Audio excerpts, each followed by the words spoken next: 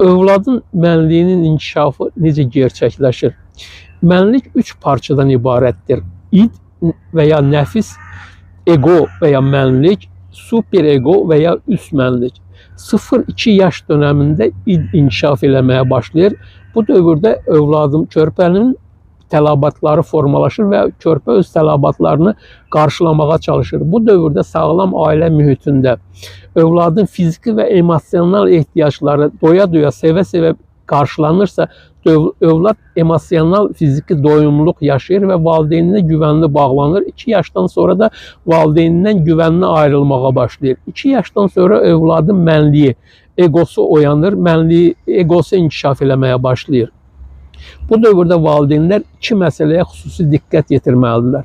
Birinci, bu dövrdə valideynlər çalışmalıdırlar ki, mümkün qədər övladlarına yox, olmaz, etmə, qaçma, atılma, düşmə kimi təzyiq vasitələrindən istifadə etməmələri məqsədə uyğundur. Eyni zamanda sən bacarmazsan, sən edə bilməzsən, sən hələ uşaqsan, sən hələ kiçiksən sözləri də ilə də təzyiq göstərmək övladımızı həm mənliyinin inkişafını dayandırır, həm eyni zamanda da onu inadlaşdırır, aqressivləşdirir.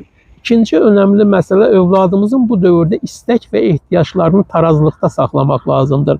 Övladın istədiyi hər şeyə onu bu dövrdə ehtiyacı deyildir.